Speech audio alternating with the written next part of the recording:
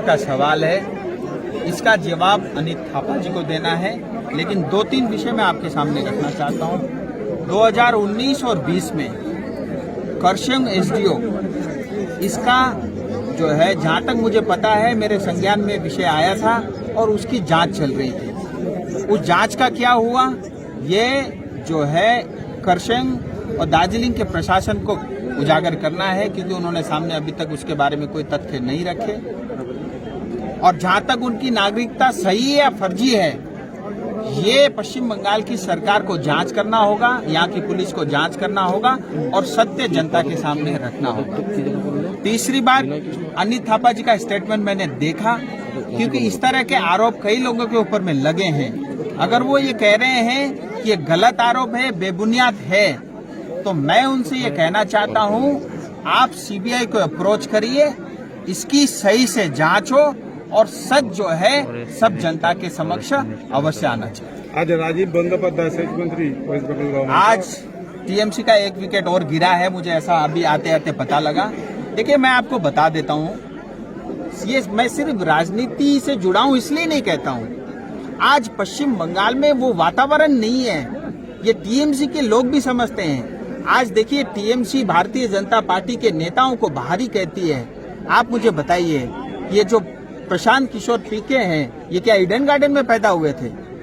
आज टीएमसी की ये हालत है, ब्रेन भी उनको बाहर से आउटसोर्स करना पड़ रहा है। और ये हमें क्या सिखाएंगे? हम तो श्यामा प्रसाद मुखर्जी के सेना है। और जिस तरह का पिछले 10 साल का कुशासन पश्चिम बंगाल में टीएमसी द्वारा हुआ, टीएमसी के अपने नेता और उनके कार्यकर्ता इस सरकार से खुश नहीं है। बहुत सारे लोग छोड़ चुके हैं, आने वाले समय में और ज्यादा लोग टीएमसी छोड़ के जाएंगे। बहुत सारे लोग उसमें से हो सकता है भारतीय जनता पार्टी को भी ज्वाइन करेंगे। रही बात 2021, मैं आपको बता देना चाहता हूं, भारतीय जनता पार्टी 200 से ज्यादा सीट भारतीय जनता पार्टी की आएगी और जो है भारतीय जनता पार्टी की पश्चिम बंगाल में सरकार बनेगी।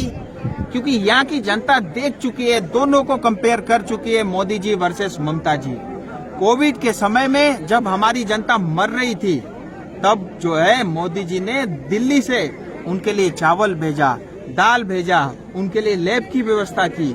सो ये हमारी जनता अच्छे से जानती है। हमारी जनता ने बहुत आस के साथ ममता दीदी को मुख्यमंत्री बनाया था कि महिला है, हो सकता है हमारी पीड़ा ज्यादा समझती है, लेकिन उनमें कोई ममता नहीं है, कोई करुणा नहीं है।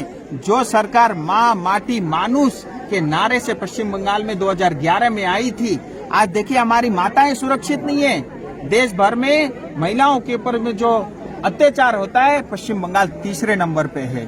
2018 का नेशनल क्राइम रिपोर्ट कहता है कि 65,000 से ज्यादा महिलाएं पश्चिम बंगाल से लापता हुई। हमारी माटी कभी गोरखाओं की खून से, कभी हमारे भारतीय जनता पार्टी की कार्यकर्ताओं से और हमारे ओपोजिशन के और लोगों के कार्यकर्ताओं से, उनके खून से रंगा हुआ है।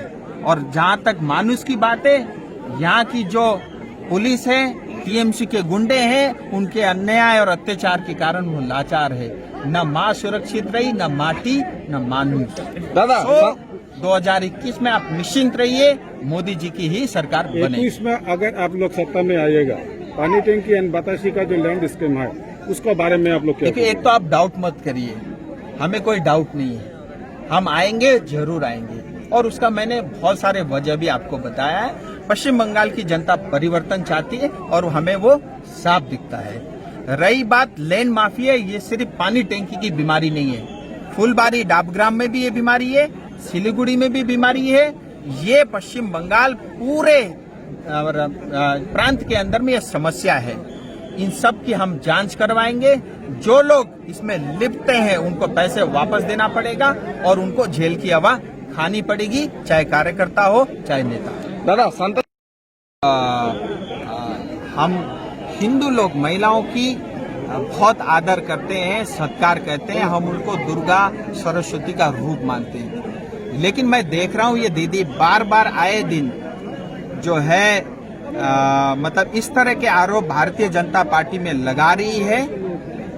ये बेबुनियाद है और मैं इनको बता देना चाहता हूं, ये जितनी बड़ी राजनीतिक गुरु अपने आप को समझती है, दिमाग से खाली है। इनको ये नहीं पता होता है कि दार्जिलिंग में क्या चल रहा है। मैंने देखा पिछले साल वो संसद भवन में राज्यसभा में बोल रही थी कि हमें सैनिक स्कूल चाहिए, केंद्र सरकार सैनिक स्कूल दार्जिलिंग को नहीं दे रही है। 2017 से सैनिक स्कूल अप्रूव हो रखा है केंद्र सरकार की तरफ से, लेकिन टीएमसी की सरकार जो है वो एमओयू पे साइन नहीं कर रही है। इसके लिए ये मैटर अटका हुआ है। और ये जिस तरह के आरोप लगाते हैं, मैंने बताया दिमाग से खाली है, इनको राजनीति की कोई समझ नहीं है, ना ही कोई अकल है। सवाल पूछते हैं, हमें भी पूरी जानकारी होनी चाहिए। ऐसा है, उसमें 2 विषय थे। जब गोरखाओं की सेना में भर्ती होती थी, एक तो जो है एक 8वीं पास और 10वीं पास, ऐसे 2 कैटेगरी थे, साथ में उसमें परसेंटेज भी था।